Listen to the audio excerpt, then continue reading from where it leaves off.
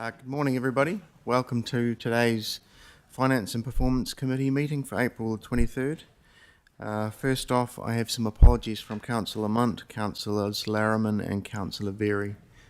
Any other apologies to raise? No, thank you. Any other business that's not on the agenda that anyone wants to put on? Can I have someone move the apologies, please? Lydia? Seconded by Sarah. I think we just accept them, don't we? Yeah. All those in favour? Aye. Any extraordinary business to put on the table? No. Conflicts of interest. We have our register. Is there any conflicts that need to be brought to attention in regards to matters on today's agenda? No. Confirmation of the minutes. Everybody's had the chance to read the minutes. Does anybody have any comments they want to make? No. If I could have a mover that the minutes are an accurate reflections. Tracy, seconded by Sophie. All those in favour? That's carried. Thank you. Public forum. There's no public forum for us today. I better do the opening karakia. Whakatoko te hau ki te uru, whakatoko te hau ki te tonga, kia makina kina ki uta, kia matara tara ki tai, e he aki aki ana at agara, he tio he uka, he hahu, ti he Māori ora. My verbal update. So the last meeting there were some questions around the election costs which hadn't been finalised, and we've got an update on that in today's report, so that's helpful. Over the past few months there's been good progress reviewing the Council's investment portfolio to ensure it delivers good value for ratepayers, so that's another report that we'll receive in private this afternoon, but I can reassure ratepayers that that's a key focus for this Council. Staff have been working on some changes to the reporting which we start to see in this meeting, and it's a first step in providing better insights into how our capital works program in particular is progressing, and there's a few changes to the DC reporting which is useful as well. Obviously these are first steps. It's very positive to see the stuff start to come before us, but I'm sure it'll evolve a little bit as we give feedback to staff to fine-tune how we would like to see the information presented. Obviously in this relatively short meeting we won't have time to go through in detail about every little thing that we might want to tweak, but anything that you're not able to bring up today, please do send through an email to Alison and myself so that we can try and improve those things a little bit further going forward as well. Those changes are part of an overall review of the performance reporting system that we have and the links to the levels of service KPIs that partly are mandated by government and partly are our own set KPIs, so it's useful to draw that connection, and we've got a presentation on that today. And with that I will ask that someone accepts my report. Denise, seconded. Samuel, all those in favour? Thank you, it's carried. Now I'll ask Alison to present her report. Yep, thanks, Aaron. I've just got a few brief updates to cover. I think the first one just is in regards to the rates remediation. So the report that's on screen today does not reflect those remediation amounts. As we've noted, that will be corrected through the Q4 billing, so it will be reflected as part of the April reporting going forward. The other thing I think is just worth noting as well, we have stood up a business continuity planning team just in regard to fuel and what's going on in the Middle East just now. Dependent on how fuel prices go, and it's really hard to say at this point, we could be looking at an upwards cost impact to the organisation of circa 70,000 a week. That is very high level draft, I mean, and that's including like all of our activities we would look at how we can defer, reprioritise and such. And I think just piggybacking on what Aaron was saying as well, and specific to the DC and the capital reports, it's looking at what information is useful that allows you guys to make an informed decision and see what's happening in that space. but also noting that we want to get to a point where we've got consistency in the reporting, so you've got like a static version that you're seeing month on month. So that is a wee bit of a work in progress, but we'll hope to land on that in the next few meetings. And that was everything from me. Thanks. Any questions for Alison? Is that 70,000 risk relating to fuel? Is that purely operational cost? It's largely linked to the fuel aspect. So if we look at their key, so we've got roading reserves, curbside collection, surface water operations. So we've also got increased costs potentially coming through for bitumen as well. So it's very high level at this point. The group that we've got set up does include someone from Selwyn Water and also Cord as well. So comfortable at this point that they're mitigating the risks as best as they can. If there's no further questions, can I have a mover for Alison's report to be accepted? Sophie, seconder. Denise, all those in favour? It's carried, thank you. The financials.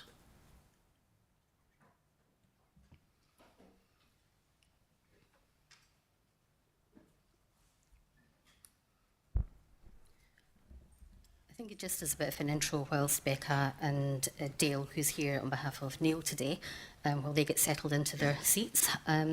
This report is the same format that it has been in the previous meetings as well.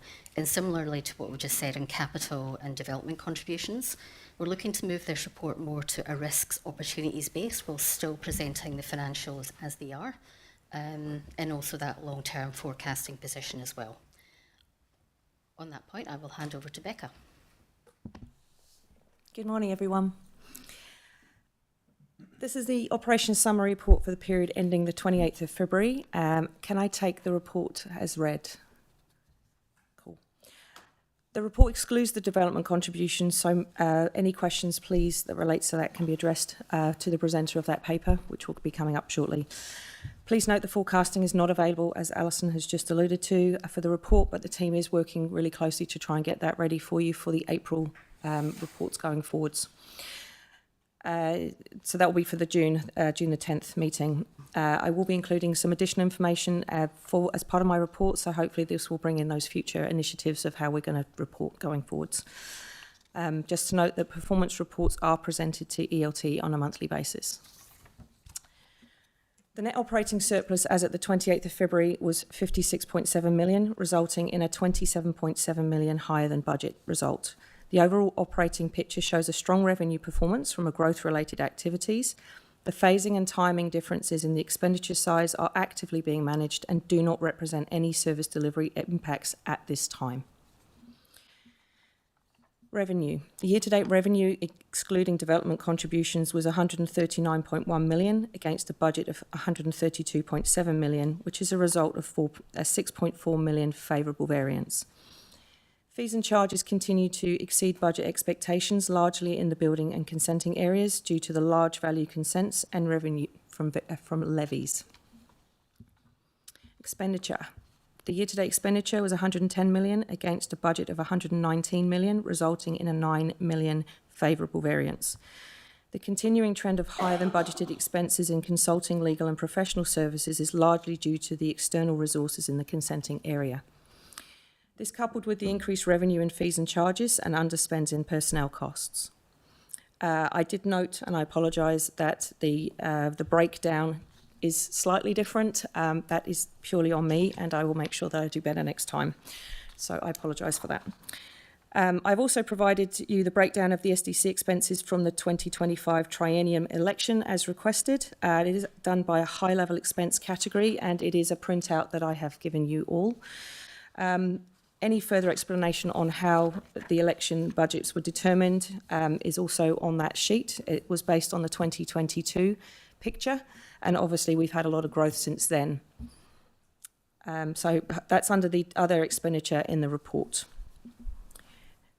In the conclusion, though, the year-to-date operating position is a positive indication of the Council's performance. Ongoing recruitment and the use of outsourced resource offsets by the recovery in fees and charges supports the development in the district. The February operating surplus reflects growth and timing of expenditure and funding impacts rather than an under-delivery of services. All known risks are being actively managed with regular monthly reviews of assumptions and reports to ELT, and emerging risks are being monitored and actions being taken to mitigate impacts where possible. At the time of writing the report, there is nothing to indicate that we will not meet our obligations by 30 June. I do appreciate that this is a slightly different slant to the way I've presented before, so I would appreciate any feedback if you have on how to improve going forwards. Thank you. Do we have any questions for Becca? Sarah? Just got one random little question, Becca. There was, now I'm on the wrong page. There was indication of a two-storey dwelling and and increased, sorry, I'm trying to find it, two-storey dwelling in Lincoln, which is linked to, where are we, section 3, year-to-date positive variance of 6.1 driven by building consent fees 1.4 above budget due to higher value consents including Burnham Military Camp, industrial buildings and a two-storey dwelling in Lincoln. Do you know what the details are of that two-storey dwelling? It seems quite high. I don't have that detail, but I will dig that I out for you and make that available. Yeah. If I will check that though. Does that indicate a residential dwelling? I couldn't tell you at this point. I will dig into that and let you know. Samuel? Thank you. In regards to the local election costs, can we seek reimbursement from ECAN for the overspend? I don't know whether we can, but I will have a look at that for you and certainly ask the question. Yeah, that'd be a good question to ask. So I noted that there was a mention of staff numbers, and this might not be a question so much for you, but weren't we on a hiring freeze of 36 roles and now we have 26 roles as a freeze?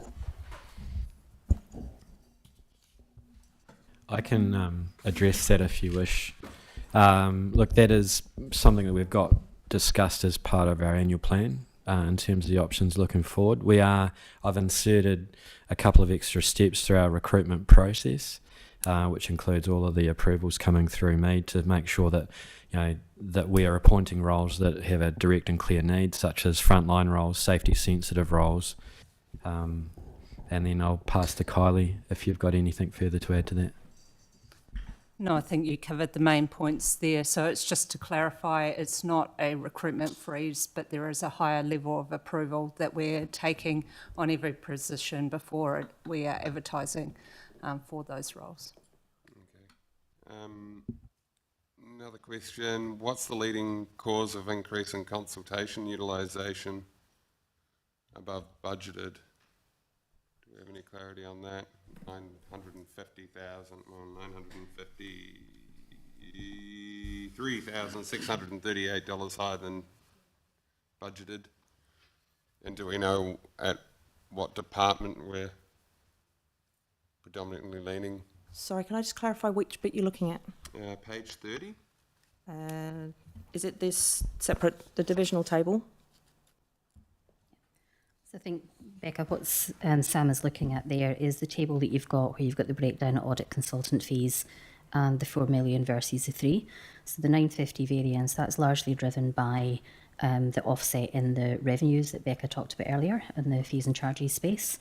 We've also got some costs going through that space where we have got, like in the planning department, where we're struggling to hire people, so we're bringing in consultants, and that's actually not a bad thing because you can switch that resource off as well when you don't need it. But that in large is where that number is coming through from. A lot of it is offset, which is noted in here as well, off the revenue line. So it's not just sunk cost to the organisation. Cool. Page 33, ignoring cash or cash equivalents. Of course, I'm going to talk about debt. Yep. The 15 million paid off last week, I don't see mentioned in this report.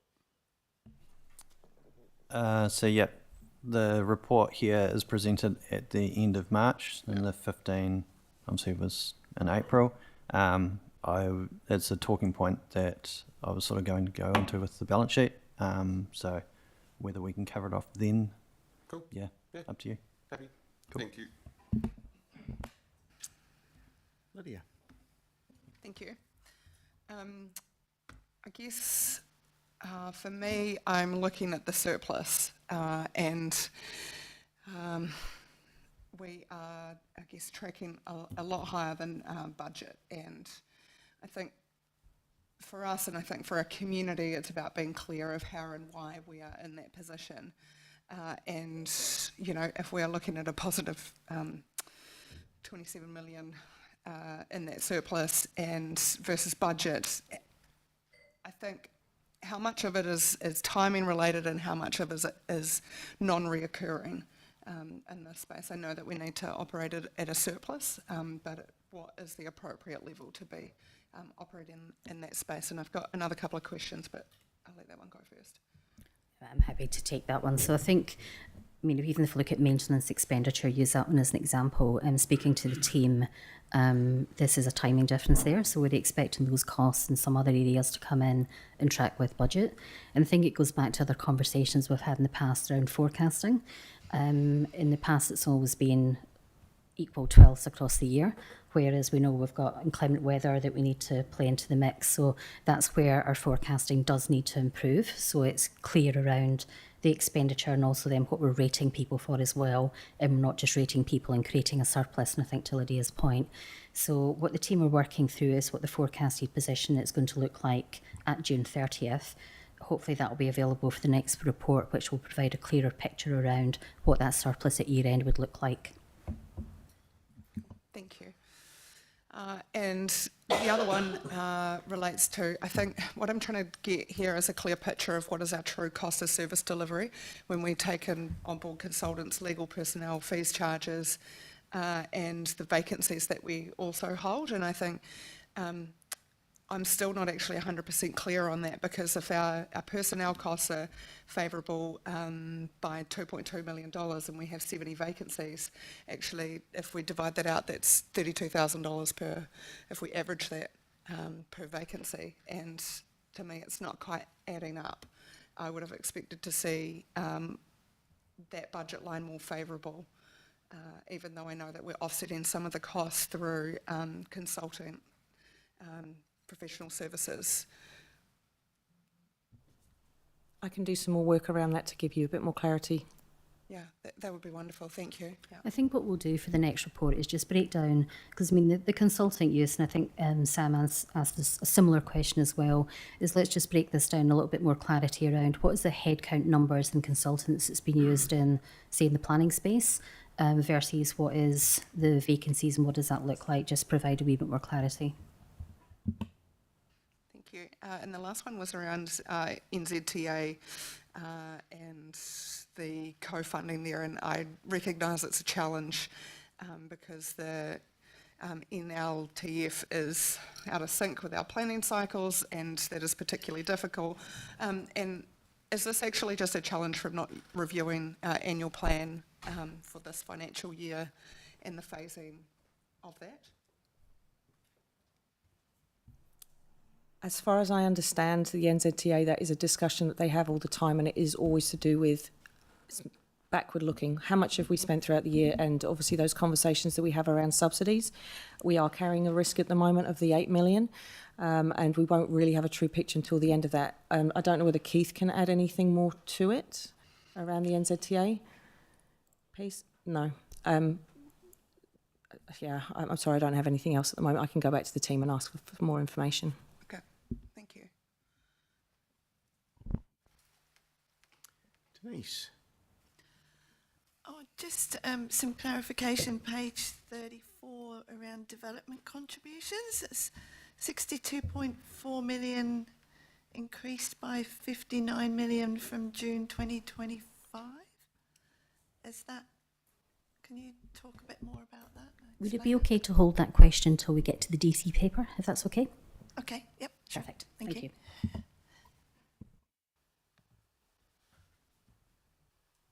Samuel, you got another follow-up question? Sorry, Aaron, I skipped one of my post-its. Can we have some more clarity on what the total water race fee take is across our district, and what it is, what our maintenance costs are in comparison? I'm only asking this due to the increase in stock race closures, and yet I'm not really seeing any reduction in fee and charges coming down. We can work with Tim Mason's team to see what information we can put into this that provides that Cool. response. Thank you. Thank you. Tracy. Just want to clarify, it's a question / comment, that when we talk about a surplus, and I think Lydia was talking about this as well as Alison, some people see surplus and think there's this huge amount of cash swirling about in the bank account, and so I'm just seeking a clarification that there isn't suddenly an enormous amount of money sitting in a bank account that we can whack off rates. Sadly, no, we don't have big piles of cash sitting in a bank account. But I think the other thing that's worth noting in the surplus as well is it's largely driven by cash that is coming in, but what that is doing is enabling us not to actually borrow more. So in that respect, it is a positive thing. But like I said earlier, it's looking at that year-end forecasted position to see where that's going to land. No other questions from anybody else, so I'll ask a question. The topic of the overcharging the rates is regularly popping up in the paper. It was popped up again yesterday. Is that overcharging of the rates, which is income that we've currently received, contributing to the level of the surplus that we're seeing? Yeah, I think like I noted earlier, within the P&L and the general rates line, the positive variance there is over. So that will not be corrected until Q4, so it is largely contributing to that surplus. Yeah, that's a good point to clarify. Thank you for that. If there's no more questions, can I have someone please move the finance report be accepted? Tracy? Oh, is that? We haven't gone through that yet. Okay, so we'll move on to the next section. Getting ahead of myself. Kia ora all. Hey, in Neil's absence, I will do my best here. Not sure if the content will be similar to what he presents. I've got some speaking notes and we'll go through those. So I guess take the paper as read for the balance sheet. Key things to point out, cash and cash equivalents still have that 20 million that we approved as a council last week for the standby facility, so that's helping with our liquidity at the moment. We have a couple of larger other receivables that have popped up. That is predominantly to the Selwyn Water, what is the Selwyn Water debt that's been transferred. So there's 45 million that's sitting as current, 86 that is sitting as non-current. So we're expecting those payments to be received for that current component this financial year. So that'll help reduce our debt, which we have maturing in June. PPE has also taken a bit of a drop, which is the recognition of the Selwyn Water asset base that has transferred across, so we're reflecting it in this. The budget, however, has not been restated, so the budget is still as published per annual plan. CCOs have also popped up, that's the investment, and the rest of it is fairly consistent. DCs will be covered off with Peter's report later on, but yeah, happy to take further questions on that. I think it's just worth noting we do have Selwyn Water presenting their paper later as well. Any questions for Dale? Lydia? Sorry, I'm quite enjoying myself not being the chair. I think, and some of this is a really good news story, I think, around what our borrowing level is looking at, and I look at it and think, do we face any refinancing or covenant risks in the April, June? And I know that I'm looking forward into the forecast. And I think that the next report that comes here will be particularly interesting and will give us that better overview, because we'll have the rates remediation and a lot more of our borrowing, and Selwyn Water Limited's with the debt repayment. But are there any risks around the maturities, or has our LGFA standby covered some of this risk? So the LGFA standby facility that has been approved is due to be in place 30 April. So I have that all progressing with the lawyers currently, so we will be able to, that will be reflected going forward. We, at this stage, do not have any risk with those maturities. Selwyn Water are currently working through their process to get LGFA funding and confirm that they are able to draw down and repay that debt. If we all go into plan and that occurs, there's no risk. There can be discussions had with Selwyn Water should we need to take some short-term positions to cover that if there is some funding issues. But at this stage, it is not foreseen to be an issue. Thank you. Samuel. Morning. The June maturity date of our next loan, what is that sum? Total that is maturing, 60 mil. 60 mil, cool. And as you just confirmed to our worship, the figure of that 60, so we can utilise the cash that we have on hand to pay off 20 in one lump. So the LGFA standby facility is, you call it pseudo cash. We don't hold that. We can use it for window dressing. The funds. Sorry, the 15 we were holding The 15. to keep liquidity. Yes. Yeah, Yes. yeah, yeah, cool. So yeah, that would be that plus the Selwyn Water component that they are paying. So that 45 million. Cool. That settles that 60. Awesome. Yeah. Cool. Good stuff. Thank you.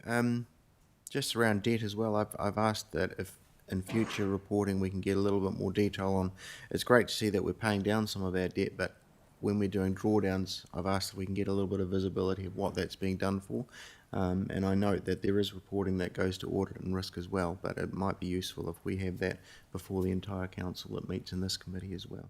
Yeah, thanks, Aaron. And I think what we're going to do, and similar to what we spoke about with Becca from the Risks and Opportunities, is take some of the information that goes into the Treasury reporting, capture it in here. And I think last week we did also talk about that briefing on the Treasury policy that outlines more of that debt, what it's been borrowed for.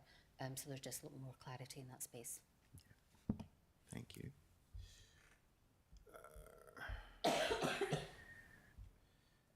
So, if there are no more questions, can I now have a mover that the finance report is accepted? Red, seconder, Sophie, all those in favour?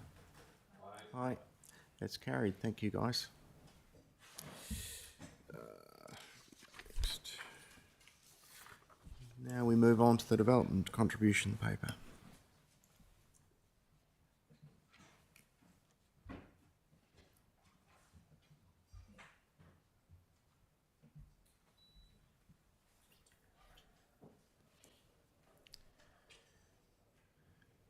So over to you, Peter and Rachel.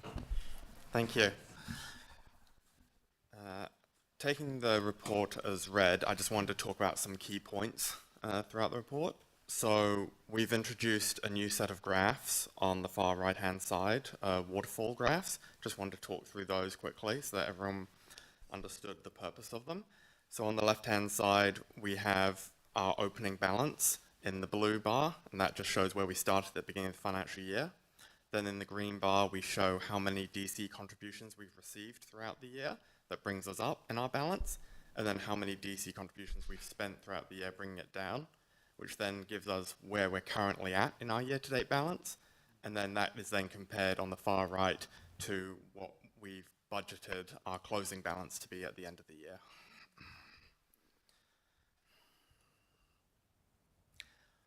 On the whole, we've received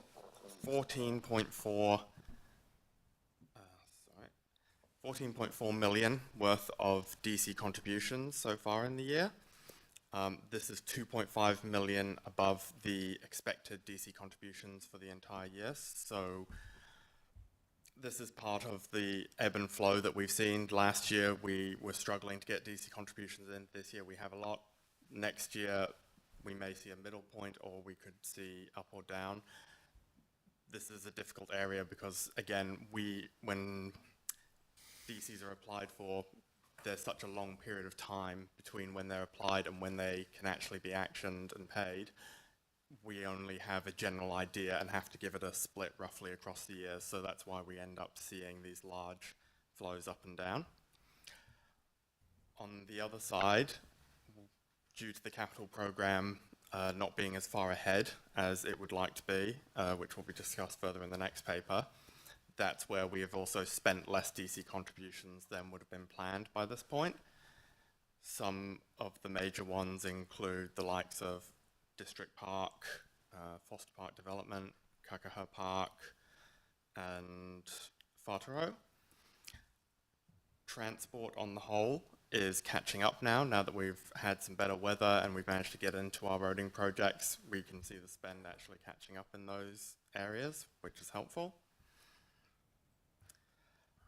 Last time it was asked around developer trading companies and whether we knew how many of them were still active or not. Generally, developer trading companies stay active until the development is complete and all the final payments are made. So we can say fairly confidently that all of the developer trading companies that have paid DCs within the last year will still be open, as it takes generally around a year or more to do subdivision works like this. Going back further, we are a bit limited by our systems. If that's something you want us to look into further, it would just require a lot of manual work that we're happy to do, but we just want to make sure what question you're trying to answer, and there may be another route that we can approach to answer that question for you. There was also a question around understanding what percentage of our DCs that are paid incur the PPI increases. Over the last 18 months, 241 S224s have been issued. Of this, 52, so 20% included a PPI, 22% included a PPI increase. Are there any questions?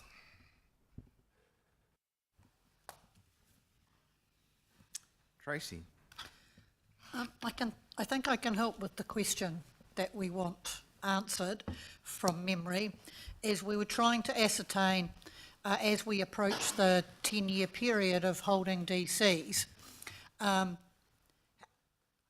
if we don't spend that money, how likely is it that that money goes back to an existing open development trading company, or have some closed, which means that effectively it may be that that money, if we don't apply it in the 10 years, there's nobody to give it back to.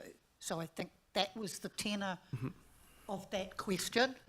So we'll probably work with legal on that then as well, just to understand where our obligations lie in that sort of period. So we'll discuss that and come back to you with a more clear answer. I don't think it has particular urgency. There's only one that I can think of that we've been told may be approaching 10 years.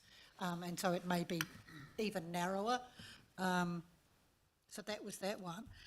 The other one is I'm interested, and I don't know if this is something you have to hand or whether it can come back, is what's the average period of time between the council setting the developer contribution and when the first payments start to come through?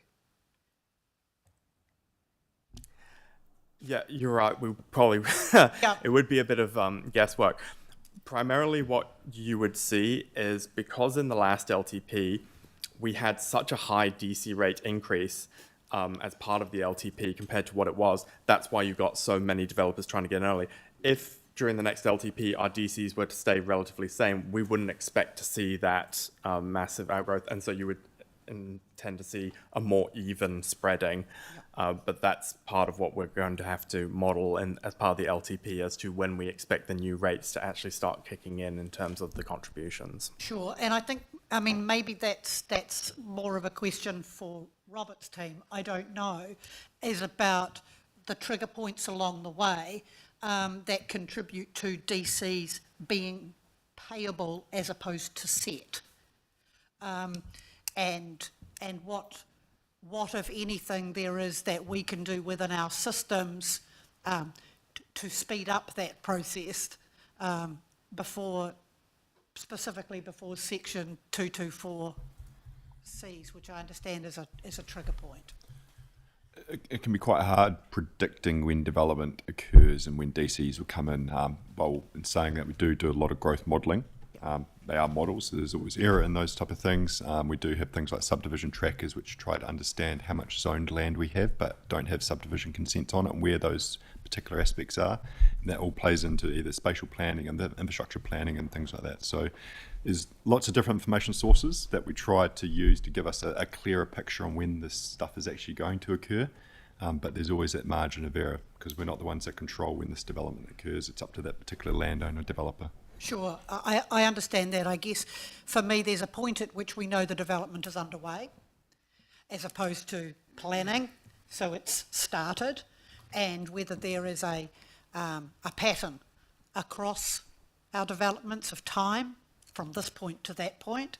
And I guess the other thing is are we happy that, because there's a lot of stuff out there about development contributions out in the community.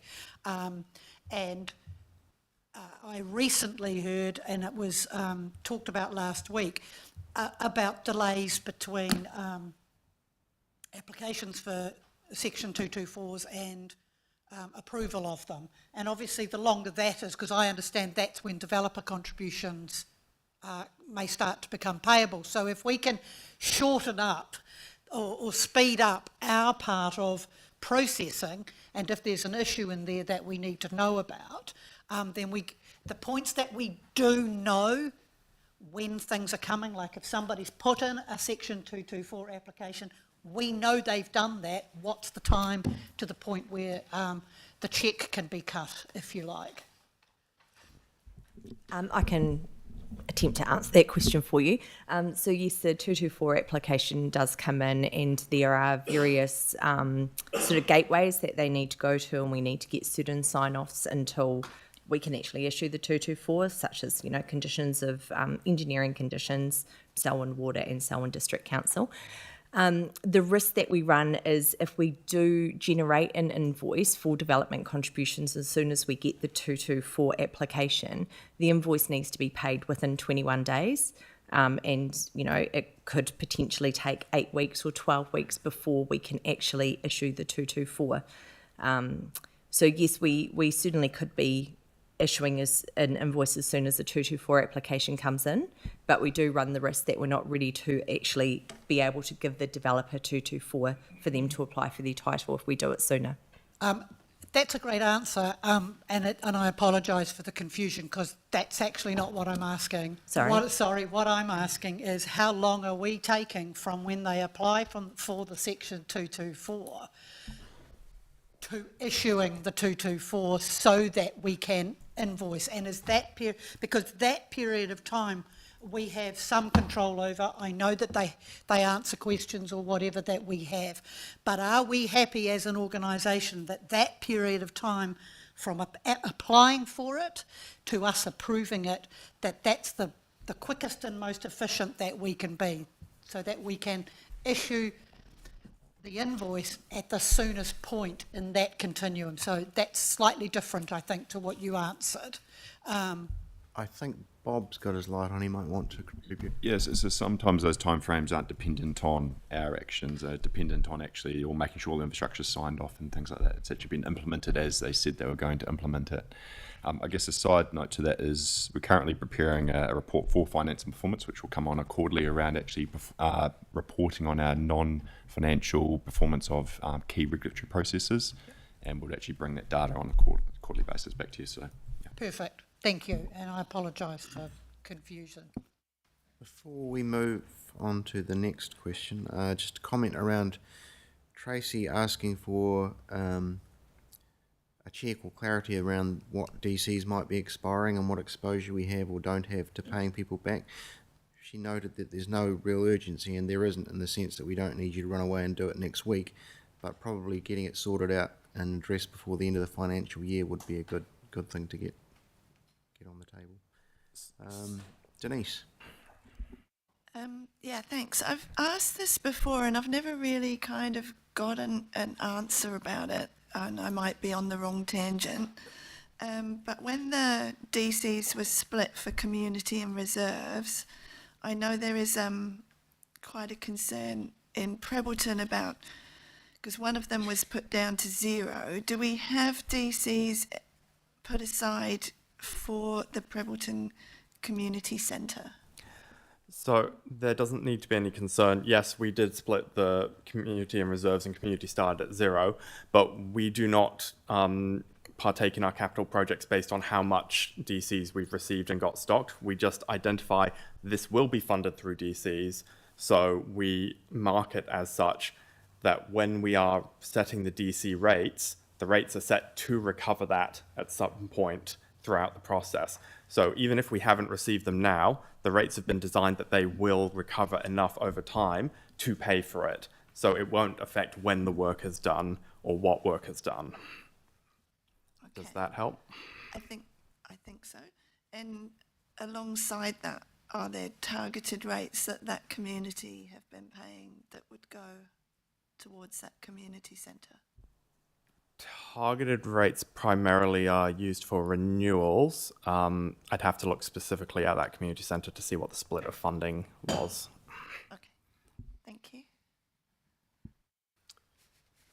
Agreed. I just want to take this opportunity to thank all the developers that are watching online for their continuing support to the Selwyn region and keeping the revenue coming in. It's outstanding. As a ratepayer in 3 different regions, I know what it's like being in a region where there's 0 growth. With that aside, just a question there on page 35.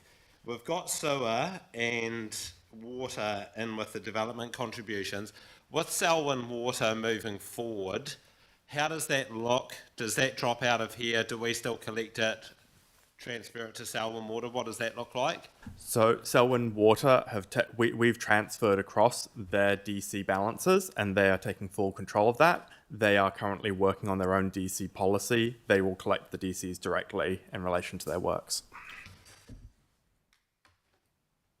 Moving forward, wonderful. No, that's all good. That was it. Thank you. Lydia.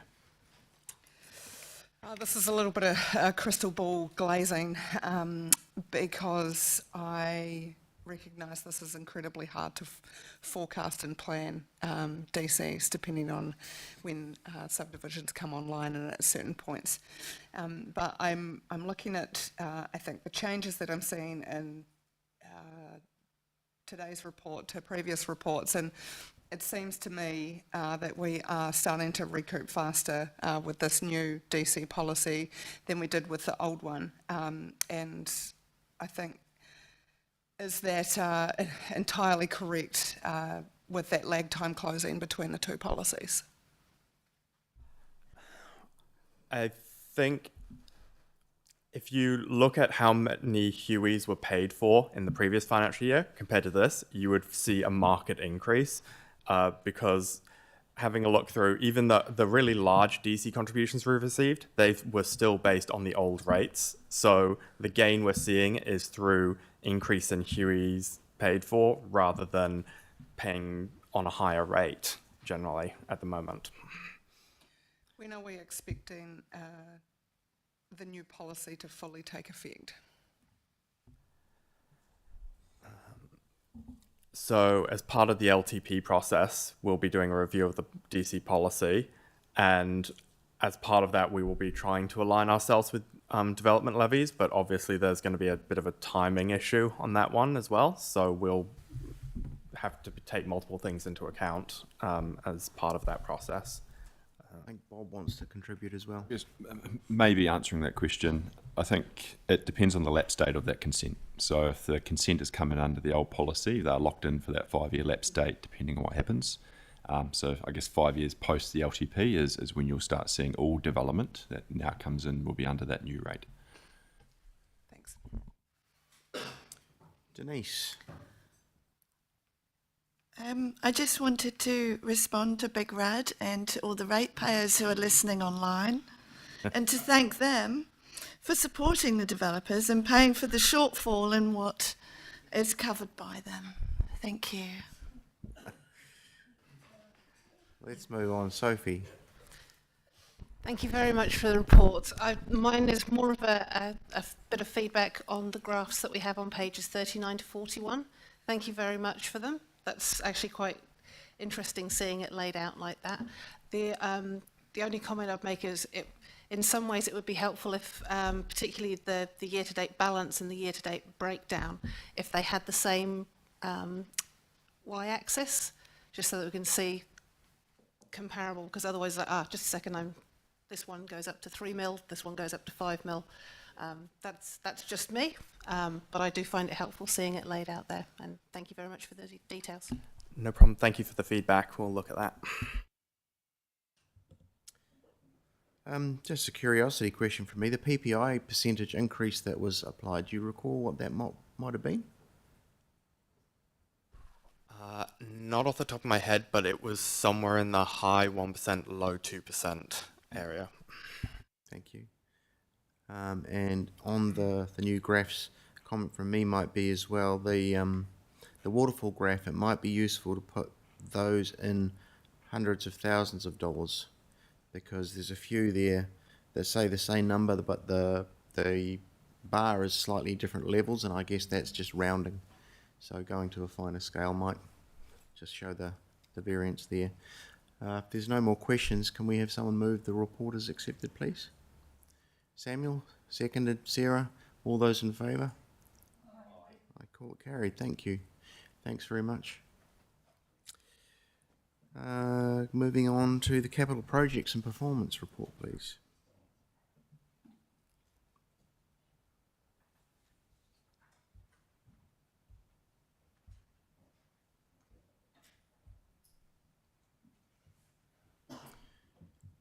So I should note that Tim isn't able to be with us today, so we've got David and Peter presenting to us.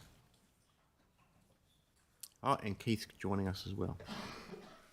Yes, please reserve all the difficult questions for Keith.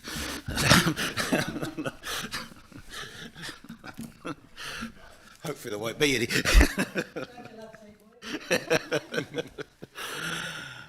Yes, good morning everybody. So, as you just said, Keith's here to help and support, but so he's been involved with a lot of things for this anyway. So it's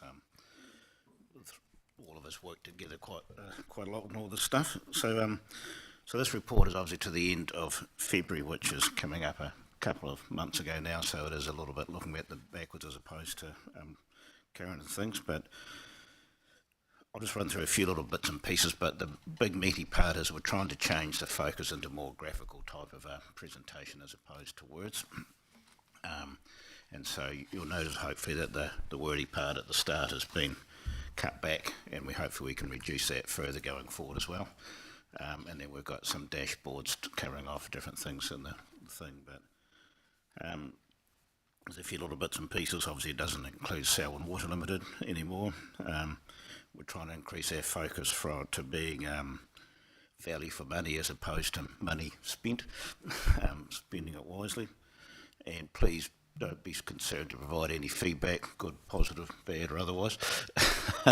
We'd rather try to work through this to try to think, but having said that, our thinking is that rather than trying to make changes little bit by bit, we might save them up and perhaps try to look to introduce a sort of the next version of an update, perhaps in the new financial year or the start of the new financial year.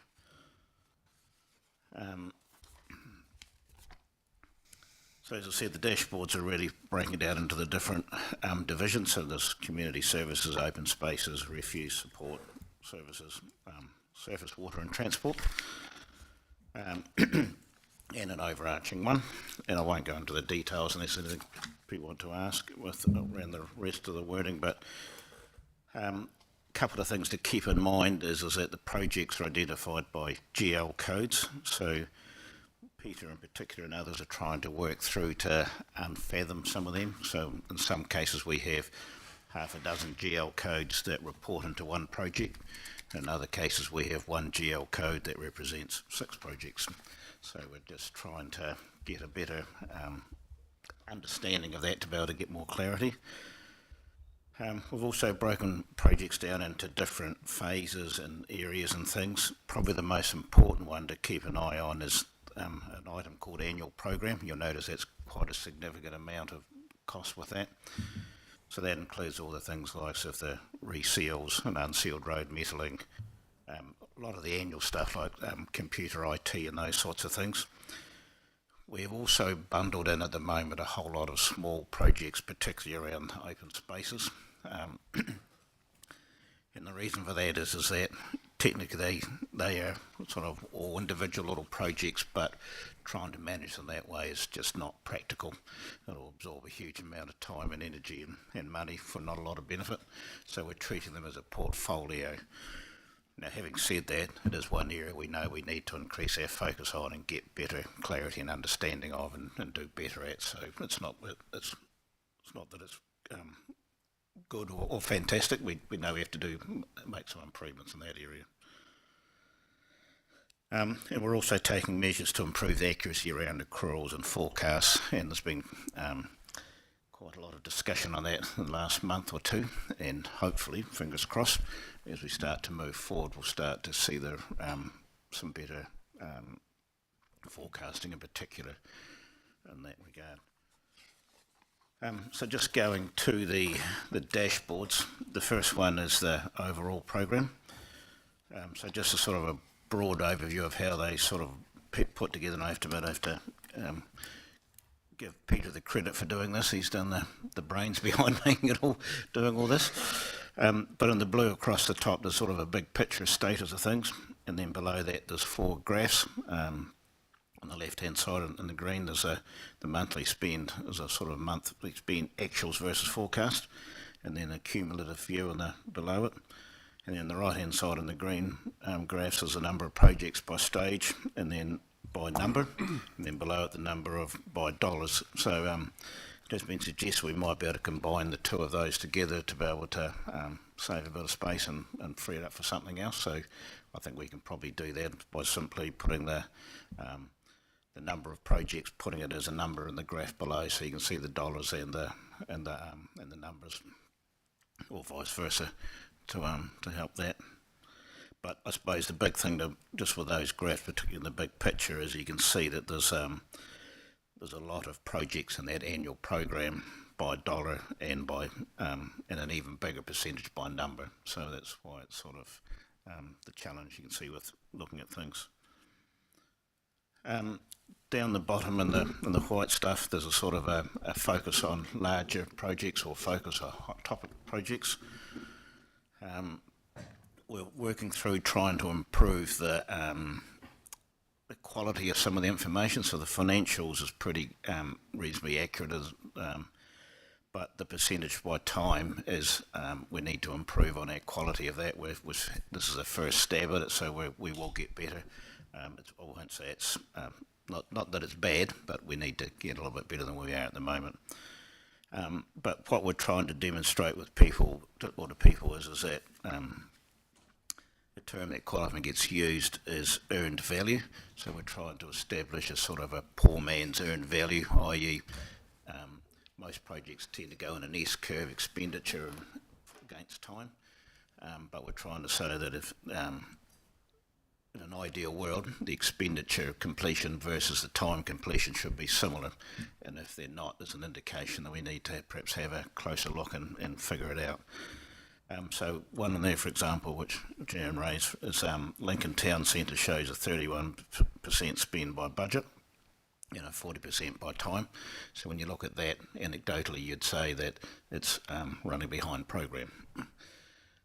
But in that instance, why it is like that is because the work to date has been all the stuff underground, which is slow and laborious, and the rate of spend per day or week or month or whatever is less than it is when you get to ground level and above ground level. So that expectations of that will correct itself going forward now.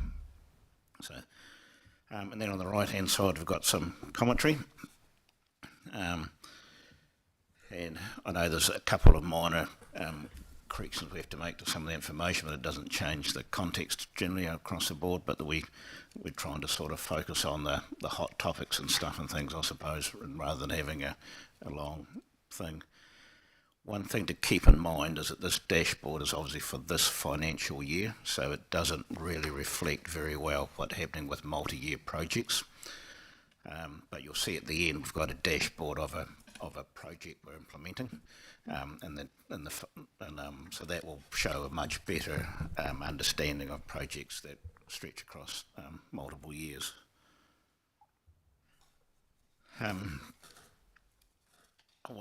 Unless there's any, we'll ask for questions in a minute, but it's just running through the different dashboards. I don't think there's anything, I'll take it as sort of as being read. There's some bits and pieces coming up with things. Things like the refuse, for example, they're building a new structure down, or shed down at the refuse centre, but unfortunately it's had some delays, so rather than expenditure starting this financial year, it's now going to primarily start next financial year, so it's not that it's not happening, it's just unfortunate, it's just crossing over that threshold. Some of the support services, you'll note that some of the digital stuff has been transferred from a CapEx to an OpEx side of the equation. Surface waters, you'll notice that there's a big jump in spend forecast for the rest of this financial year. So the surface water team is obviously the part that's been left within council after Selwyn disappeared, so they've effectively, well, quite literally reformed themselves over the last few months, and they're now starting to make some headway with actually getting some things done. So we'll talk about here about how we want to do construction work in the summer. They're a wee bit different because they do the stock water race work in the winter time, primarily so that they don't have to shut down stock water races when they peak summer season. But obviously things like stormwater they probably do in the summertime. So they've just recently awarded a whole lot of work, and they're working closely with their contractors. So they are confident they're going to reach that spend, but it will certainly be a challenge. But they're going to die in the ditch trying to make it work, make it happen. So the transport side of things. Should probably have had this one first because it shows the good news story more so than others. But it's going pretty good. There's no real surprises and things like that. And then if we flicking on to the sort of where are we? The second to last page is the sort of the dashboard report. So one of the things we're implementing is that council's got a process called a project management framework, which is literally, as it speaks, sort of guidelines for good project management, and there's a whole lot of tools and bits and pieces in it. So one of those tools is around the commercial management, or focusing on commercial management. And it's quite a detailed spreadsheet, but this is a dashboard which summarises that. So our intention is that we, as projects start up, and particularly with any of the larger ones that move from one phase, say from design into the construction phase, we'd look to get this implemented on it and start to work it through. And as time goes by, we'll probably end up with perhaps maybe half a dozen of these, of the focus projects that we provide as part of the finance performance reporting. One of the challenges we do have is that this works quite well for larger projects. It doesn't work at all for all those small projects. So we got our thinking caps on and how we try to manage that and come up with something sensible and meaningful for those. And as what we indicated before, there's actually quite a large value of money in that, but the number of projects technically is enormous, so it's quite a challenge. I'm happy to open up for questions, I suppose, but please, as I say, if you've got any good, bad, or otherwise feedback on the what direction we're heading, please don't hesitate either now or outside of this meeting as well. Samuel. Thank you. The mention of the GL codes. So this is more of a question for Alison. So there you go. I've respected your wishes and I've immediately deferred to someone else. Given that we're now planning to shift project management and staff time to capital project budgets, is there an argument that we actually start actually having GL codes that are listed for specific projects as opposed to branched out into every different department? You can weigh in, I'll allow it. Instead of branched out into every different department individually, which is possibly not helping with our number of GL codes. And the second question, Alison, is do we have less GL codes or more since we were elected? I'm going to answer your second question first. Okay. So the GL codes go up and down. Yes, we've done a big cleanse of them, so we reduced a huge amount of the codes that were there and tidied those up. But we do still have to create some new ones as things move along, which is a segue into your first question. Mm-hmm. So how we report the capital projects just now. So if we use Lincoln, just use that one as an example. Obviously the capitalisation of staff time takes effect from 1 July. What we would be doing is looking at that as a project code as opposed to a GL code, because that staff time will be allocated from or reallocated from payroll cost into the project. So we're trying to move away from the GL codes to almost some project codes, and a GL code encapsulate and say 4 or 5 project codes that sit underneath it.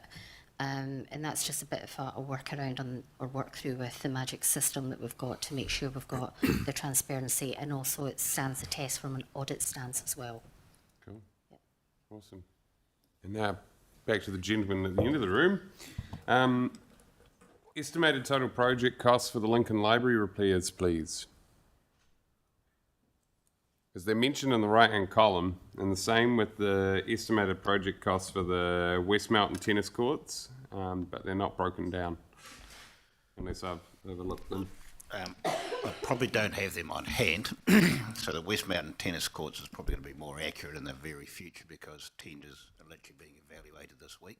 Cool. So for the next week or so there'll be a lot more clarity on that one. And the Lincoln Library stuff is actually being completed at the moment. I think those new doors installed on Monday, I think it was.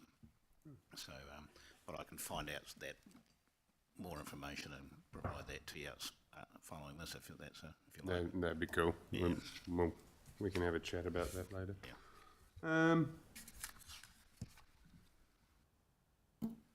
Yeah. I think I'm good there. Cheers. Denise.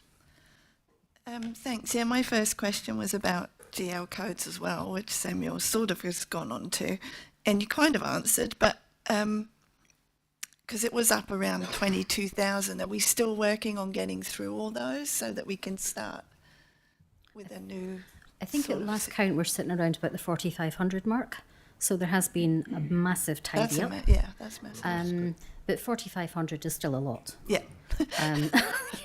Let's not try and shy away from that one. Yeah.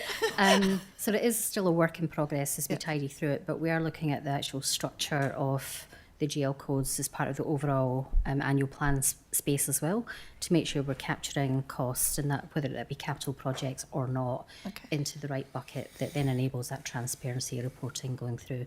It's not, unfortunately, we've done it end off, because there's still the requests that come through. Can we have a new GL code? And whilst a lot of the times I want to say no, sometimes it is helpful. Yeah. Yep. Okay. Thanks for that. And I notice on the thing, it's got Lincoln Town Centre as green, but I know that this is a bit behind. Are we still green for Lincoln Town Centre?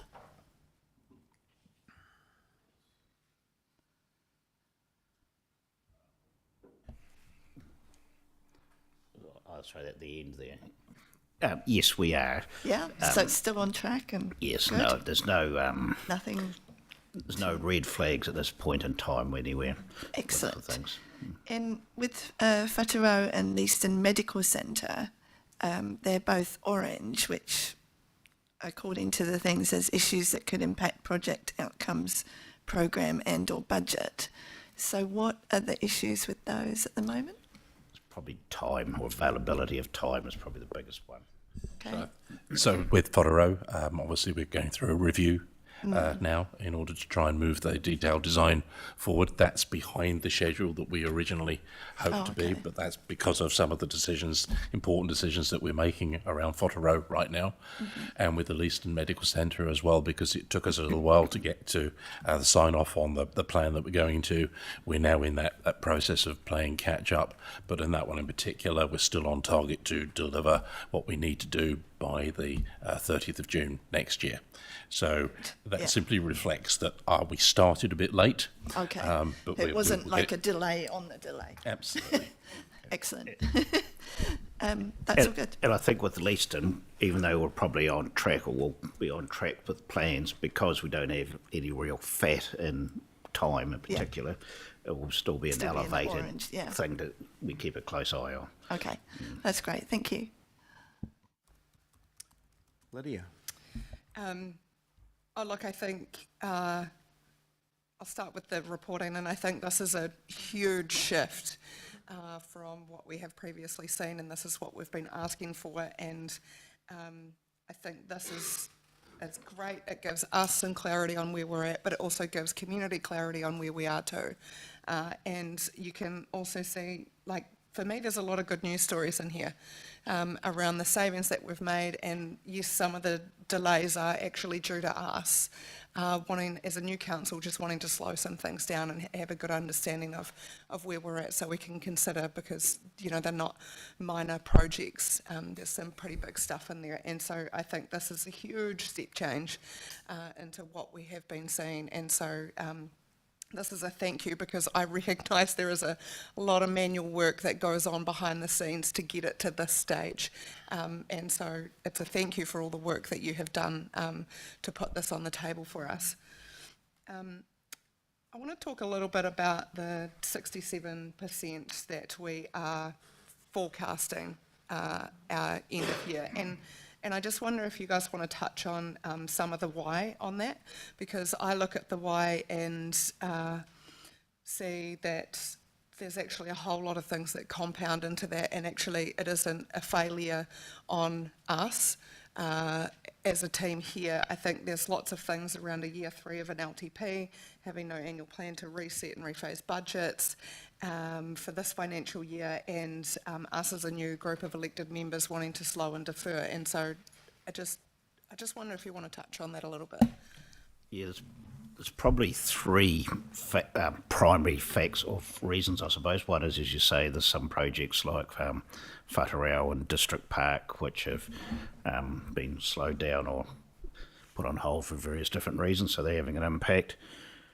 Then there's another projects where people have started working through things and found that resource consents are more complicated to attain than was planned. Some areas there's some land that needs to be purchased and different pieces like things like so that. So all of a sudden we've had another year or 2 added into the upfront part of the program to get it to construction. And then this third phase is we are, despite the fact that, thank you for your comments on that, but despite the fact that there are some areas we actually do need to improve on as well, so that's probably the third area. And the parks and reserves is probably one area where we can see that we need to pull our socks up quite a lot as well as everybody else, and but that's also the one that's most challenging with a large number of small projects, and in this we've started, but there's a long journey. And so that's the big areas I think we're around with things. I did have something else my mind was going to comment on as well. What was that? I was just going to comment on probably the fuel side of things. So we haven't had any real impacts coming through at this point in time, but we've had a few warnings of people saying that might be something coming up. Probably the only one which has literally just been this morning, and it's quite a small thing just to sort of demonstrate some of the impacts that might be coming up, is that there's freight to get a some playground equipment down from the North Island has gone up from, I think it was $2,500 or $3,000 to $4,000 and something dollars. So it's sort of the real reality of what is starting to play out, but we haven't had anything of any significance at this point in time. Can I just reinforce something you said about the 3-year LTP and the annual plan piece, because I think this is in the spirit of being completely open about what happened in those 3 years. Our capital program, when Selwyn Water was part of the capital program, consisted of a number of large multi-year significant scale projects, of which the focus of council was on delivering those because they were perhaps our higher risk and more urgent projects. And in some ways, the ability to deliver a small number of high-value projects allows you to achieve a high percentage of completion on a year-on-year basis. In year 3 of the LTP, we're faced with a lot of smaller projects which were of lower priority, or being blunt, as David's alluded to, the more complex, requiring significant upfront work. And that has impacted our ability to deliver the sheer volume of small value projects. And that reinforces the purpose of having the forward works planner for the coming period, so that we can put as much focus on the smaller projects as we have on the smaller ones. So congratulations on the success of previous years, I think, but it kind of masks an underlying issue that we need to keep that focus on the smaller projects too.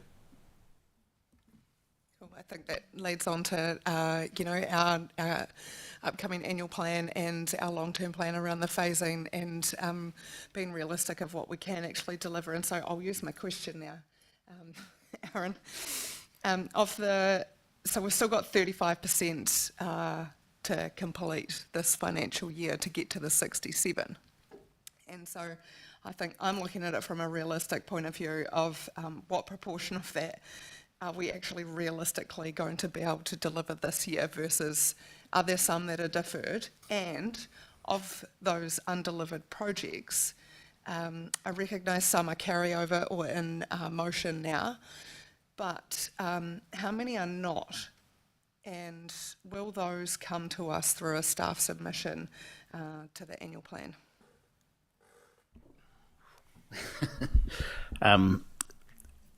The 67% is going to be very challenging. Being realistic, it's going to come in lower than that, and because I think you only have to look at all the forecasts on a monthly basis versus the actuals, and there's a trend that's unlikely to be broken, and that's likely to continue through to a number that's less than what we're seeing at the moment. But having said that, I know Peter and others are looking into it. They're quite hardy to try to get a better feel for that. There is some projects where there's going to be some underspend or contingency that we don't need. So we've identified a couple of $1 million. We do actually believe there's probably that much again that we will be able to declare in the similar way once we get an increased level of confidence around that.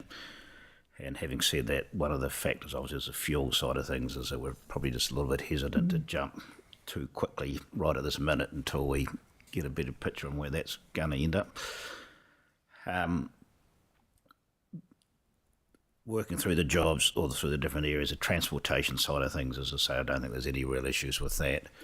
It's the open spaces one, once again, where we need to try to make a substantial difference, and the likelihood of that changing or in the future the near future is pretty low, and that will get deferred into the new year, a lot of that stuff.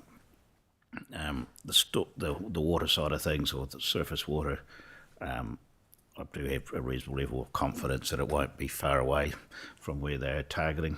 There's some very determined people that have got a real focus on it, so I think working closely with contractors and things to be able to really make that happen. Community,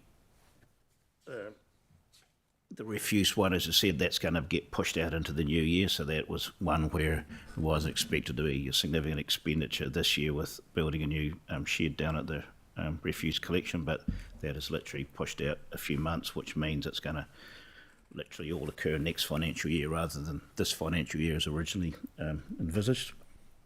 What else we got? Support services. I don't know if you want to talk to that, Peter. Support services we're working through now. Digital makes up a vast majority of that. As part of the LTP process, it was assumed that a lot of works would be able to be viewed as capital and thus funded that way. But after a later review, we've identified that really they belong in OPEX, which has then limited which projects can go ahead. One of the major ones that was budgeted for was a new ERP system, which we've now pulled back on. So that budget will have to be removed going forward anyway. So there will likely be savings in support going forward, mainly because we can't identify them as capital projects based on what is actually being produced from the works. I'm just wondering, in terms of the paper for the next finance performance meeting, whether we add a sort of one-page appendix to that that sort of outlines or better, I guess, year-end position that's split down between the different areas that notes the carryover as well, where we started the year and where we expect to end the year, which might just provide that more detailed clarity. Would that help? I think that would be really helpful, just to give us that clear oversight of what are the carryover projects. We know that, you know, some of them aren't just year one projects or completed in 1 year with resource consenting and planning in that space. So I think that would give us a really clear picture going into annual plan, what that looks like. But for me, it's around the things that we're not delivering and wondering whether that will come to us as a staff submission. Yep.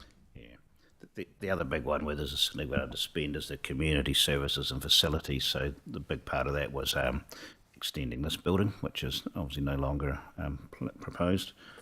And obviously Whatarau, which was planned to be happening, but then sort of paused and now back again. So that sort of pushed things out. The Leicester Medical Centre as well. So, you know, we've got, we're running, sprinting like mad to try to get that up and going now, but it's rather than expenditure being some of it this year and some next year, it's going to be predominantly next year.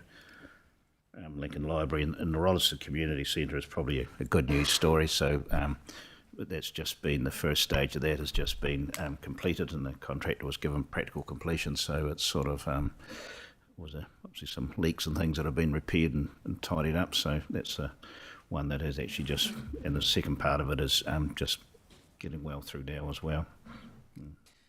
I think what I'm trying to say is I would rather that you delivered under and delivered well and within budget rather than try and rush and push things to hit a target number or percentage of spend, because I think, you know, this is something that we've always talked about, is around that percentage completion of budget versus what is the actual completion of all the projects that you have done. And so I think there's a lot that sits behind this, because the 67% doesn't actually tell the true story of the amount of projects you've delivered for our community. So yeah, it's hard, and I recognise that, but I think that this reporting is an awesome step forward to give our community and us clarity of what's happening. So thank you. Thanks. Thanks, Lydia. And I think we'll just note that action for the next paper, we'll put a separate appendix to it that will include that information. Cool. Sophie. Kia ora team, thank you very much for coming.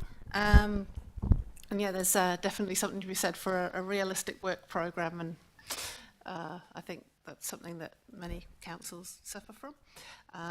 We'll get there, she says, hopefully.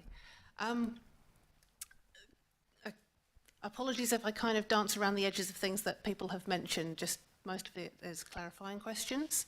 But first, actually, I'll go page 55 on there. There's the list of, with the traffic lights on different projects. So I'm just wondering what the date is for when this was produced, just because the date on the report is the 26th, I think it was, of March. The cross traffic lights were completed before the 26th of March. So I'm just like, the ones at Duns Crossing Road, so. Yeah, so this Oh, sorry, excuse me. So this is to the end of February. To the end of So the report might have been dated there, but the information is to the end of February. I was just wondering whether there was something that I'd missed, though. Pretty sure I've gone through there a few times, pushed the buttons, yeah. Okay, awesome, thank you. What else? So on page 51, regarding those IT projects, and I guess my concern there is that there was quite a strong case made for, well, certainly for financial hygiene. We all know about that one. But a lot of the other stuff around ERP and the phrase digital transformation, but just generally speaking, there was a lot of issues identified around making sure that our IT system is fit for purpose in the 2020s. So it is kind of worrying when they sort of move from CapEx to OpEx. Okay, that I can understand that, and then reviewed and appear to have had their entire budget stripped. And I guess my question is that because the work has been done or because we're rescoping it? And where do we sit on the risks that created the project in the first place? I'm happy to take that one, Sophie. So Thank you, I think there's a couple of different things in play here. So within the long-term plan, we set aside 1.3 million a year, which was to do financial hygiene, to do a lot of smaller projects. Next year, we're looking at HRIS, and we know we've talked about CRM systems as well. That was all sort of set there is like your baseline if we were to go ahead with a new ERP. What we're looking at now is what can we do within the system? What plugins can we use? So retain Magic as an ERP system, because inherently it's not a bad product. It's maybe not scalable for what we need, but to go down the route of an ERP, you're probably looking at about somewhere in the region of $15 to $20 million, which in my mind is not monies well spent just now. So if we continue to go through that process of tidying up and look at plug-in software that enables us to get better outcomes. So the capital budget, which is another component, that is largely for your replacement of your kit. So laptops, devices, hardware, these kind of things. So the 1.3 was never intended to fund an ERP. We would never have been able to do that. So I think there's a couple of different things in play. One is a capital budget, and we are going to reduce that, and we covered that as part of prioritisation workshops. It was always intended to replace kit on a 3-year basis. So we're looking at rolling that out to a 5-year or 3 years, depending on what the urgency is. And the transformation piece, which is more looking at your plug-in software, which is software as a service, and it's OpEx spend anyway. We cannot capitalise that because it doesn't meet the accounting standards rules, which is unfortunate, but Audit New Zealand will slap us around the head if we do something different. So hopefully that just clarifies the distinction between the two. Okay. I guess for me, the main part is the outcome in how we operate in terms of giving a smooth service for our residents and ratepayers, which I know was part of the ERP program, and also the cybersecurity part. I am quite worried about that, just because honestly I feel like I don't know enough to feel confident right now on that count. So perhaps that's another report for audit and risk or something at some point. We've actually got, for the next finance performance, Lynn Cooper coming in to present some information around that 1.3, how it has been spent and what we're proposing to use those monies for. Just now we use a tool called Mimecast, which has some phishing simulations in there that supports from a cyber stance, but that's another one that we are looking at as well. But Lynn will provide a lot more detail on that at the next finance performance meeting as well. Cool. I shall look forward to reading that and asking questions then. In terms of fuel costs, which has also been mentioned, obviously we don't know how long, how big, the scale of all of this, but maybe at some point it would be really good to have another wee appendix somewhere just to let us know what the impact has been this financial year, mainly because, as Lee also mentioned, that's going to be helpful for trying to figure out where we sit for next year, especially if we're still in the is it open or is it closed section of geopolitics by June. And the only other thing was, every so often we talk about last year's annual plan. We did do an annual plan last year. It was just that we didn't consult on it, and it wasn't a big reset or anything like that. It was a continuation of things that had been decided the previous year. But yeah, we didn't consult on it, but there was one that does exist. Yeah. Thank you very much. Sarah. Morning. First of all, just to reiterate the appreciation of this reporting, really helpful in terms of explanation around these different work areas. Similarly, I guess to Lydia, that 67%, you know, certainly you sort of feel that surely we can deliver a wee bit more than that for our ratepayers.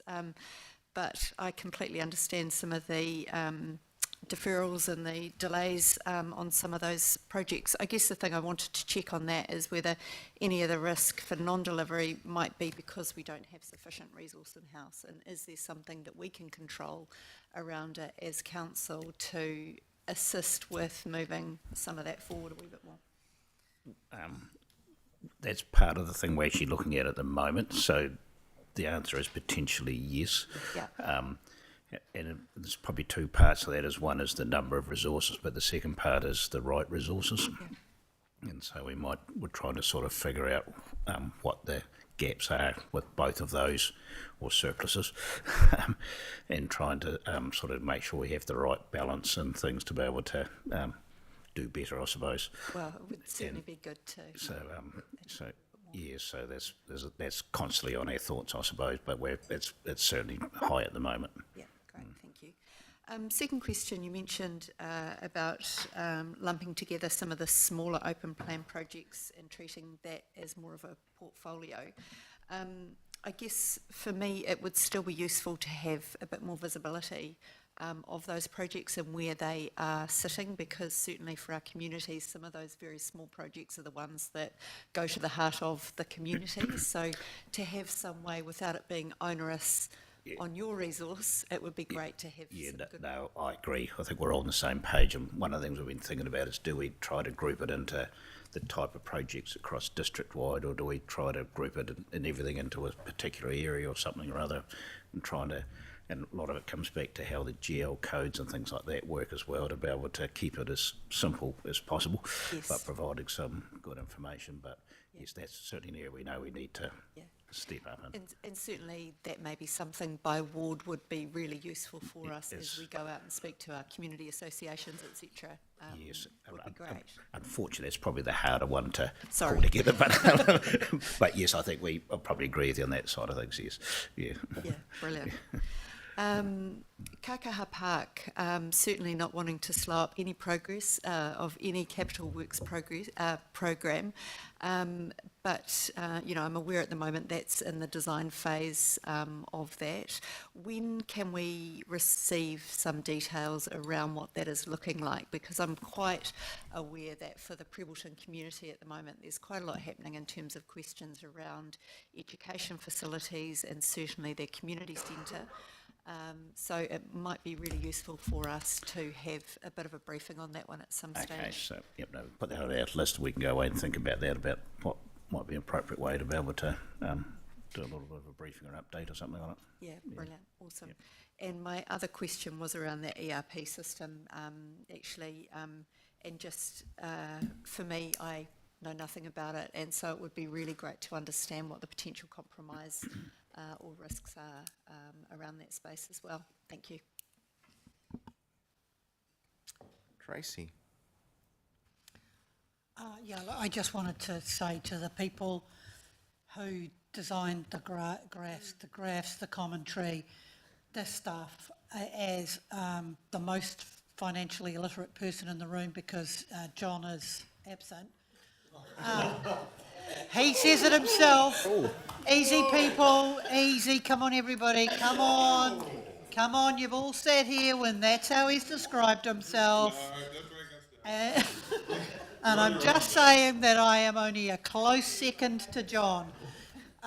John, if you're watching, love you, brother. I just want to say that as somebody who is not amongst the most financially literate in the room, this is a fantastic way to give this information to me, because I get it, I read it, I can understand it, and then I can help any ratepayers who have questions understand it. So no questions from me, just a hip hip hurrah for everybody who did this.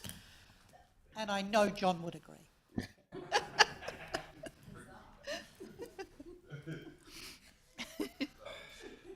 And thank you, Tracy. Yeah, we shouldn't knock a man when he's down, should we, Tracy? Denise. Oh, sorry, I'm coming round again. I was going to ask what Sarah did about the smaller projects, because we have really good projects going on, like the one at the Mill Pond in Lincoln, and yesterday we met a gentleman talking about the track up to Summit Road, and they're all kind of smaller projects that we don't see anything about. Is it possible to get that information before the long-term plan?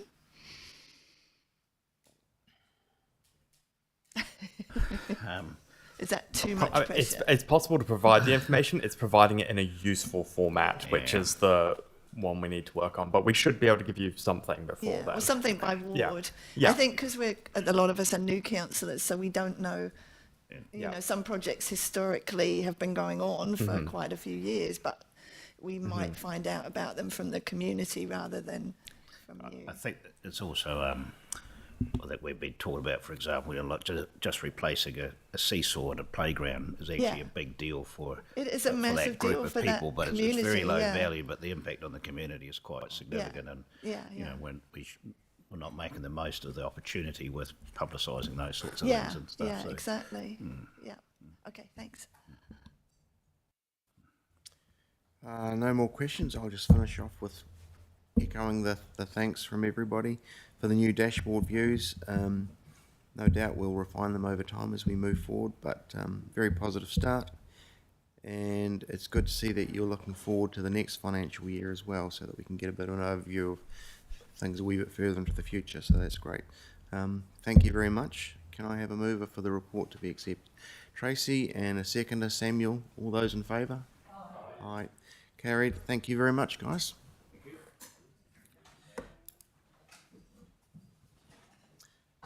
So now we welcome Rob to the table to present the performance reporting roadmap.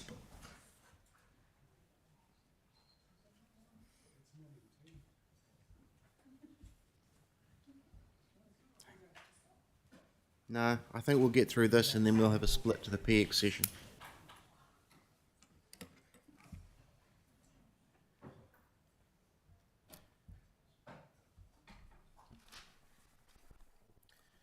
Over to you, Rob. Thank you. Thank you, councillors. Thank you very much. Today I'm just going to give you and I know you've got all these papers beforehand, but this is just to give you a quick overview and to take any questions you may have. So this is a project we kicked off at the end of last year to understand how we could improve reporting to council, and we engaged Deloitte to do a little bit of a review of where we're at. And some of this is of no surprise to you, but we haven't got a consistent organisational reporting framework, and some of your reports on performance are annually, mainly in the annual report. And you've just heard from my colleagues around the sort of capital programme and the work that they've been doing, which is fantastic. But again, the maturity across the organisation is quite varied, and so there's plenty of work to do to provide a sort of organisational-wide, consistent reporting that is easy for not only you but also the ratepayers to understand what we're doing and how we're performing.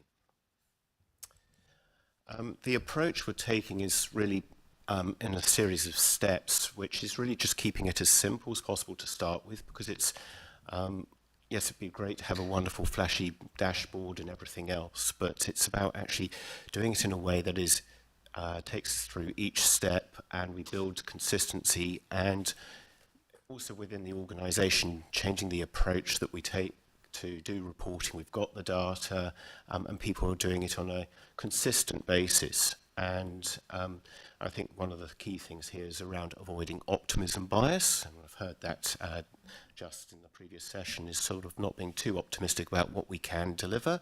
Better to be open and honest so that you're aware of the risks and how we're trying to mitigate those.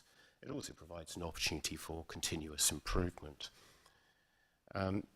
We're taking a sort of, with that, we're basically focusing on building those sort of foundations, getting it right, getting that information, building systems that will help us with that reporting. I'm not a fan of going out and buying the next latest tool, etc., that will produce reports. If we haven't got the basics right, it won't work. And so let's get that right. And your input will be crucial because it will help in terms of driving what you see you need from us to actually help you be informed, to hold us to account, but also to communicate to ratepayers as well. I think I've really covered most of the points on this slide, so I'll just go on here. I think another key thing is that we're not an island. There are other councils that are doing reporting as well, and I think it's really important to learn from others and understand what they're doing. This is an example from Christchurch City Council. I talk to other colleagues who do a similar role to myself around sort of what they're doing and hear from them. So I think that's really important that we do that because they may be doing a really great job and I'd like to know about it. The key thing, I mean, this has been predominantly covered around sort of update on our capital works programme. This is just for an illustration as to what could be done, and my colleagues have already shared this with you. And it's again about having that starting simple and building that knowledge. Levels of service. As a council, you only get really good visibility of all our results at the end of the year in the annual report, but it's been put together from the long-term plan, and I'll come back to that in a second. In terms of what we report on in the last annual report, we have 178 levels of service, and a number of them, 70 about, will be transferred through to Selwyn Water as part of that transfer. So we'll have about 100. That's on par with some other councils. Some councils have fewer, but again, I think it's more important about, are they the right measures? Do they actually give you a good idea of how we're performing, and can we actually record that? Do we have the data to provide that information? So in terms of the next steps, we'll continue to improve and provide reports on levels of service to the next Finance Performance Committee, and in particular in the next financial year, so you're getting a little bit more of an update. Some of our levels of service are only reported on an annual basis. Some can be done on a more frequent basis, but not all of them. But I think as we go through the development of the long-term plan, there's a real opportunity here for you as council to actually define what levels of service are, but also what are the performance measures that can actually give you an indication that we are working towards those levels of service, and actually can tell the story so our ratepayers also understand how we are doing and where we're not doing so well we need to improve. So I open the floor for any questions. Thank you very much. Tracy has a question. I couldn't agree more with, we need to work out how we do things and how the best way is to do things, and then we digitise on top of that. And I'm pleased to hear that you're not somebody who's thinking, let's go get the latest salesman's come in and says this is the best product, let's do it because we want to do it well. So thank you for that.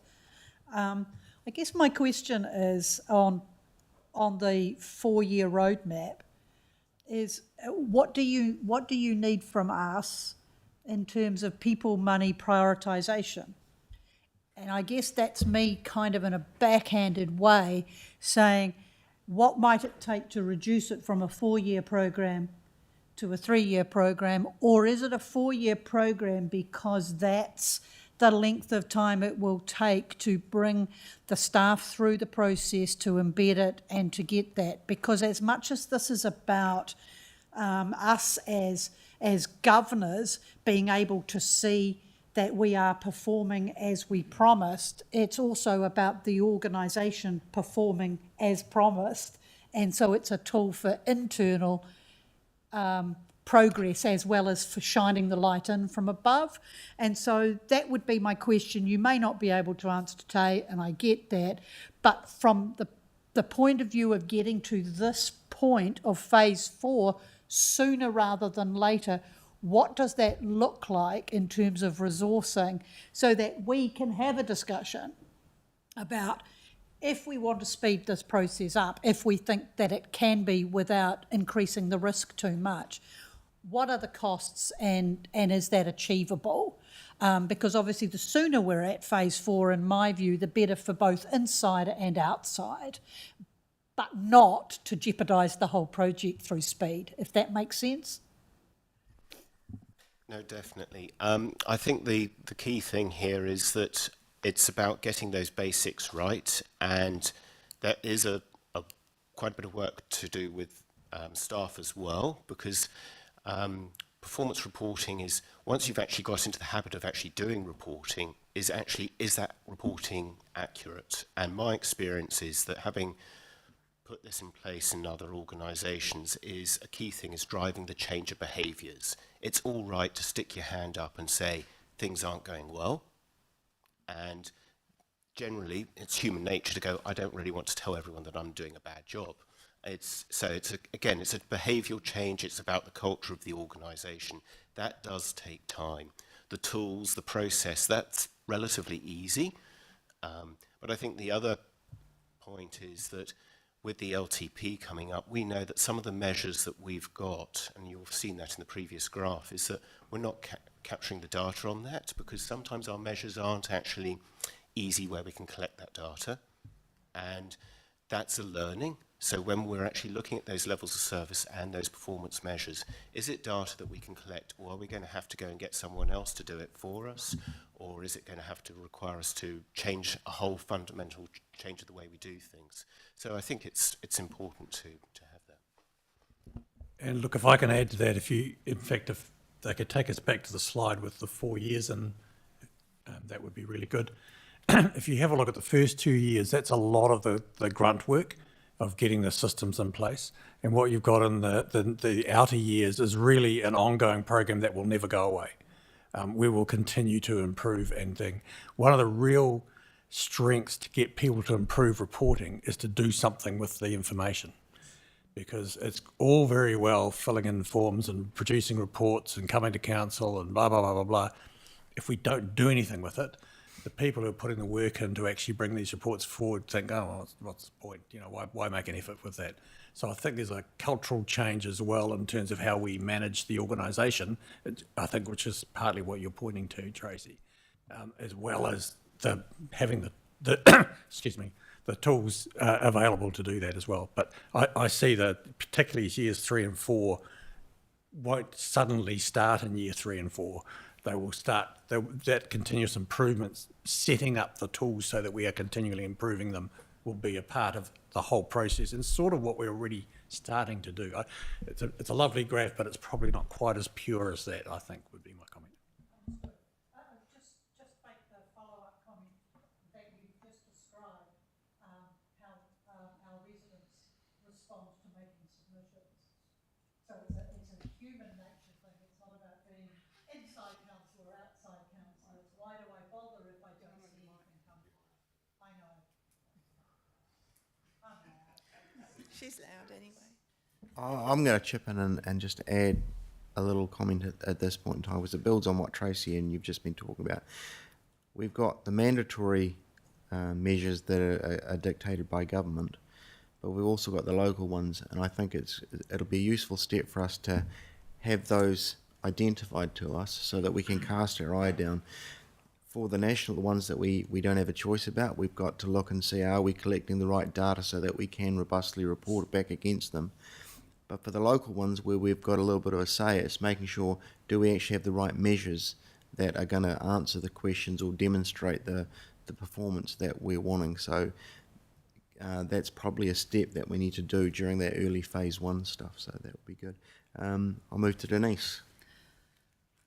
I'm going to be naughty, and this isn't a question, but you both mentioned culture change, and that's really good. I think that is the way forward for us. And like Tracy said, and Aaron, because we do get a lot of reports, we get pages and pages and pages of them, but it's acting on what's reported and actually following that through, I think, will really help us. Like yesterday, doing that whole 10 years time for Samhain, I think that's what's going to make the difference. So thank you. Sophie. Yeah, I think, thank you very much, by the way, guys. I just wanted to share experience from trying to set these before from previous LTPs, and it is a really interesting experience trying to boil down what is effectively a qualitative experience for people who are just living and trying to live their lives, and trying to boil it down to a set of quantitative measures that often don't align particularly well with what people are hoping that they will see. Because when you say, I'm not happy with that, that's really, or I am happy with that, it's really hard to quantify that sometimes in a way that, you know, it might be because my bin's been picked up on time. There's always context, and it's really interesting. And but there was a question as well, which was in terms of the way that they're divided up at the moment. Is it worth making this something that we discuss perhaps in our the names our various groups that we're in? So portfolio groups. That's, sorry, the word was because that's part of the work program that we're, you know, dedicated ourselves to and committed in there. So I think that would be an interesting one to add in. Yes. To try and have those interesting discussions. How do you measure the intangible? Yes, and I think clearly as part of the LTP development that, you know, we're on the journey with, this will be critical. You know, somebody much cleverer than me said something like, not everything that's important can be measured, and not everything that can be measured is important. And certainly my experience in other places, we often have measures that look fabulous, and we can measure them and we can report on them, but they don't actually tell you anything of use. And I think the flavour I have from this group is they're not particularly interested in that. But you get a chance. These are the measures you, outside of the requirement ones, these are the ones you get a chance to grapple with. I think you could summarise that as we want quality, not quantity. Lydia. Oh, you've all just taken the words right out of my mouth. And I was about to say, this is part of our LTP space of resetting levels of service, because these actually all equate to outcomes that sit alongside budget lines and cost to deliver these. So, you know, there's my expectation that a workshop is going to come, that we are going to work through this together as a group and set our levels of service for our community, and actually have good, measurable, and it is difficult, I recognise that, and what is important to some people is not important to others, but I think that, yeah, this is a really positive move, and I thank you for putting actually all of this in a very simple format, all in one space. It's very useful. Thank you. Thank you very much. Can I have someone to move that we accept the report? Denise, seconded. Sophie, all those in favour? Aye. Carried. Thank you very much. So now we'll break for morning tea. We'll come back just after 11:30, 15 minutes from now, and that will be the public excluded session. So it might be timely to move that we move into public excluded. I have Lydia moving that. Sarah in favour. Sarah seconding, sorry. All those in favour? Aye. That's carried. Thank you very much.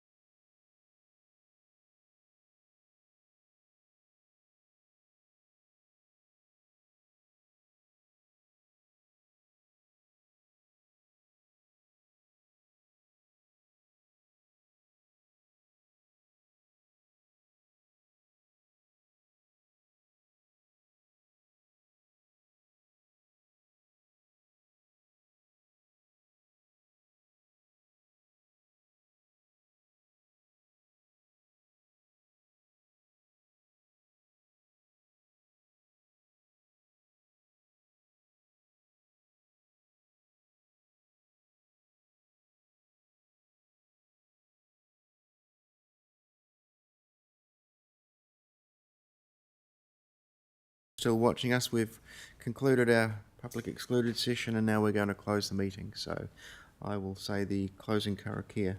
Unia, unia, tapo, tapo, kia wātia, ai kua wātia. Thank you very much. The meeting is closed.